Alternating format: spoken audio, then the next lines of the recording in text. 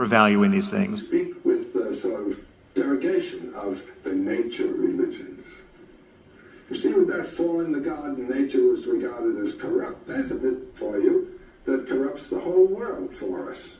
And every spontaneous act is sinful.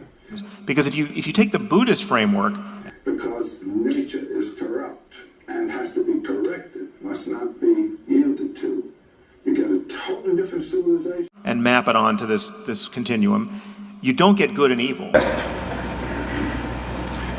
This is the big statement today of what I call the reactionary conservative wing. Holy city of three major Abrahamic religions. Seeing the message in the symbol. But this was no ordinary military campaign. It was a complex and multifaceted endeavor that would test the leadership and resolve of those involved who spearheaded the crusade, the main battles, the military tactics employed in the quest for control over the Holy Land. And the notion of divinity or divine life, in my mind, would be what would determine my decision. And if it were rather crude, it would be a rather crude decision. But also various historical and historiographical misconceptions and myths.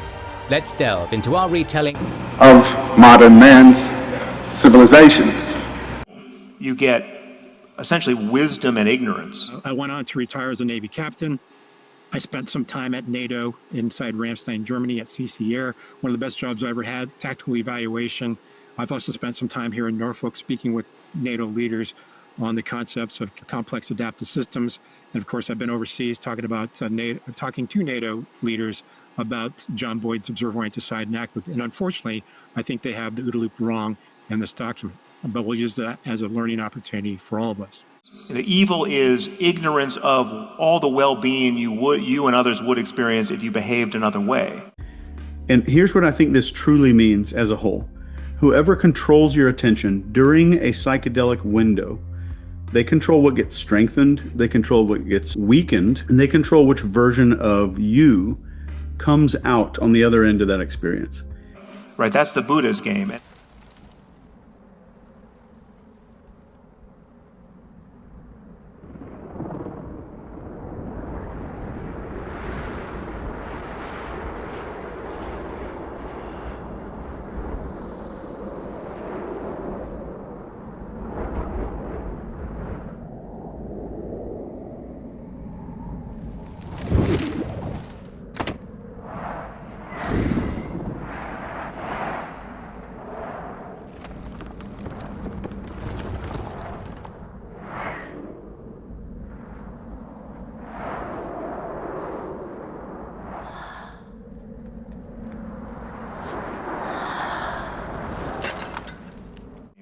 Or even within Hinduism, and this connects to your love of stories. Seeing the message in the symbol, and the coordination of earthly and spiritual realizations can be interpreted out of those symbols. So you take the Hindu text, the Ramayana, which is just a foundation. It's doing the work that the Bible is doing for Jews and Christians. Now, the mythology of Cyrus's world is the mythology of the Persian prophet Zoroaster, or Zarathustra. This is a mythology of extraordinary interest to us, really, because it underlies all the later Hebrew and Christian thinking about the nature of the Messiah. Sheep family. Lamb. Yearling. Ewe. Ram. In that the worst guy in the Ramayana, he is always a schemer. Even in the womb, he's jostling with his brother. When his brother's born, he's grabbing the heel. So his name literally means... And in classic biblical fashion, his second brother, Jacob, came out of the womb, holding on to the heel of Esau. In Hebrew, the word heel is akev, and so hence the name Yaakov, the one who grabs the heel. While she was still pregnant, God told her about the future of the children she was carrying. He told her that the children would fight each other and one of them would be stronger than the other. God also told her that the older child would serve the younger one. So he comes out, his mother received a prophecy that he is going to be the chosen of the two sons. It says the older will serve the younger. And so mom helps him to scheme to get the blessing, even through deceit We learned about that. Then everything blows up because Jacob basically steals the blessing from Esau. The 10-headed demon Ravana, the prototypically evil person. The god at the top, the god of the north, is Tezcatlipoca. Tezcatlipoca is the black Tezcatlipoca. He's the Tezcatlipoca that is the Tezcatlipoca. He's the god of smoking mirrors. So the Aztecs believed that when you looked into the mirror, you didn't really quite see yourself. That you were always sort of a mystery to yourself. That you were an unsolvable mystery. He's the god of things that are difficult to know. He's the god of darkness. He's the god of the night. He's the god of the mysterious. And he is, at bottom, really not a bad guy. He's a great sage who's just, in a bad mood, essentially. But don't you think that Americans, modern Americans, have rejected this idea, this Indian idea, this ancient idea of nature as revealing the divinity because it would have kept us from achieving dominance over nature? Yeah, but that's the biblical condemnation of nature that they inherited from their own religion and brought with them. God is not in nature. God is separate from nature, and nature is not God. And this distinction between God and the world is not to be found in basic Hinduism or Buddhism either. Right? He was obscured by ignorance. I'm not sure I understand what that means. Well, if I project a beam of light at the wall, you see the light on the wall, but the wall is not the source of the light. And so it is in the Buddhist canon. The Buddha meets a serial killer. What is your name? My name is Legion. For we are men. Send us into the swine, that we may enter them.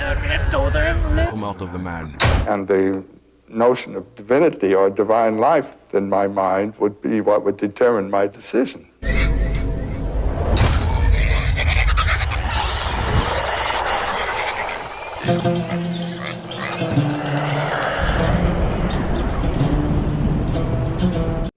If it were rather crude, it would be a rather crude decision. But is divinity just what we think? Yes. Who, was wearing a garland of human fingers around his neck.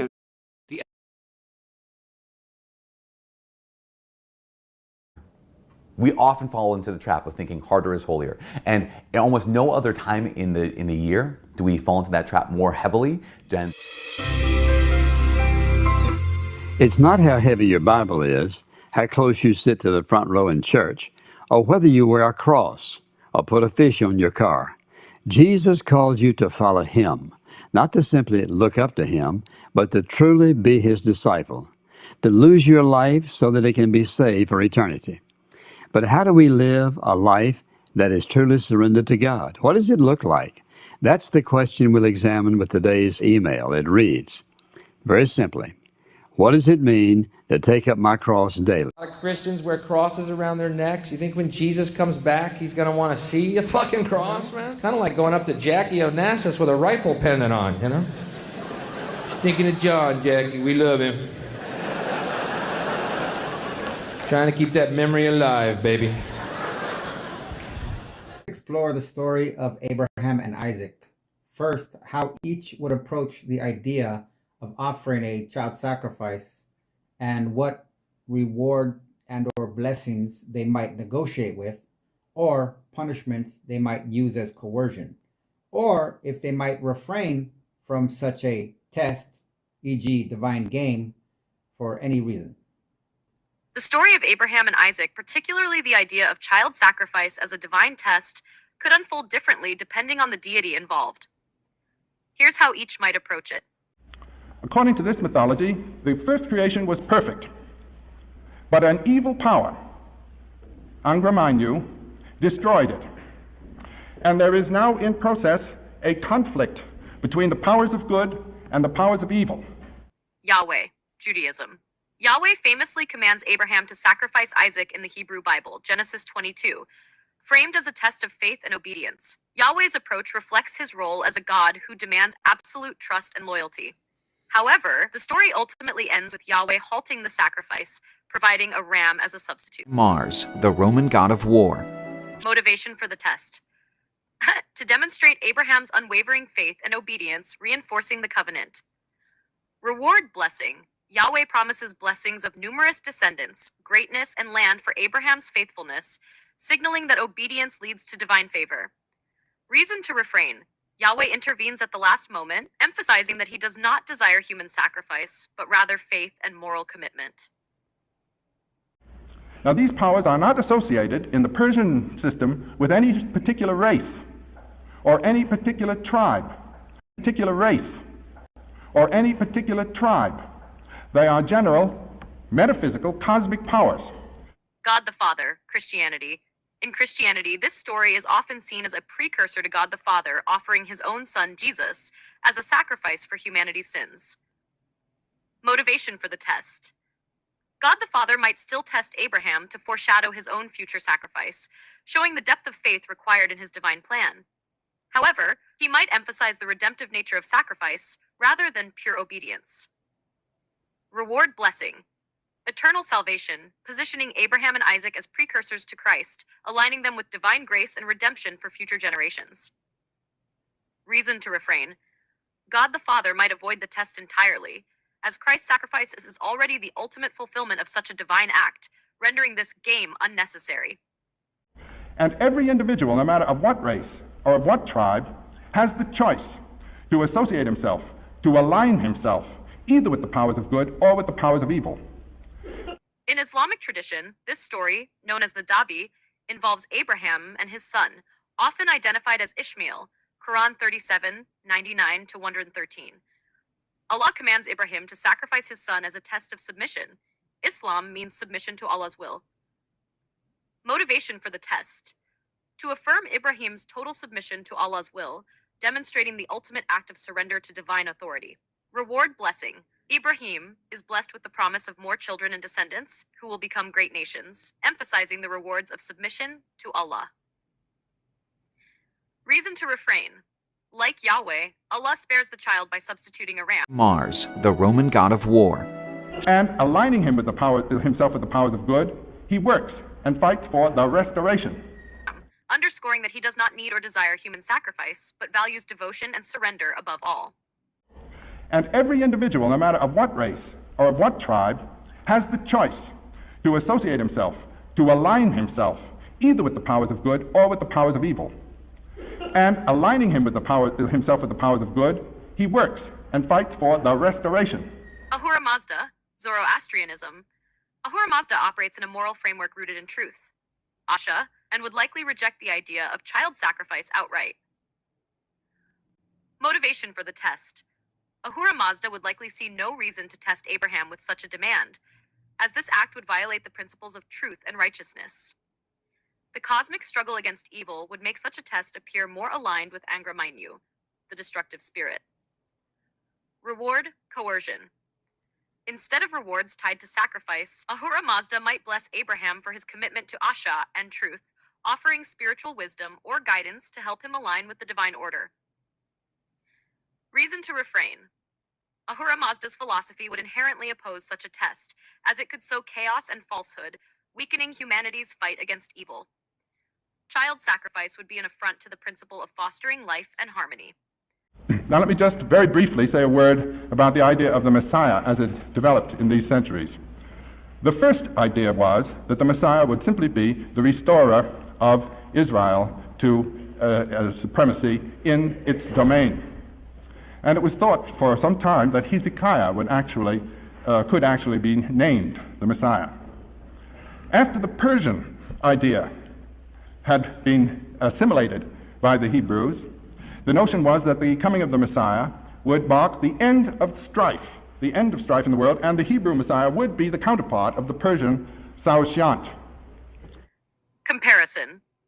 1. Yahweh and Allah demand a willingness to sacrifice, emphasizing faith, obedience, and submission, but ultimately sparing the child, rejecting human sacrifice as unnecessary. 2. God the Father might frame the test as symbolic, foreshadowing Christ's sacrifice, or skip it entirely as the concept of divine grace supersedes it. 3. Ahura Mazda would reject the premise altogether, viewing such a test as antithetical to his moral framework of order and truth. Would you like to explore how each might react to Abraham's response or expand into other details of the story? Do not suppose that I have come to bring peace to the earth. I did not come to bring peace, but a sword. According to a 2011 study, children exposed to family violence show the same patterns of brain activity as soldiers exposed to combat. For I have come to turn a man against his father. Thing to say, but like when I'm trying to make arguments in favor, for Israel, I realize I'm talking through a wall of dead children. Like that's what people are seeing. A daughter against her mother. So when I'm like, no, there's 1.5 civilians for, they're just seeing carnage. A daughter-in-law against her mother-in-law. That's the emotional blackmail. I mean, fair enough, but like again, and that's nice, but like again, I'm hearing that through a wall of screaming children. It's like I think it's a harder argument than we're understanding. So I actually really strongly think that like Jewish day schools should absolutely say no child owns a smartphone until it's senior year. They don't own one.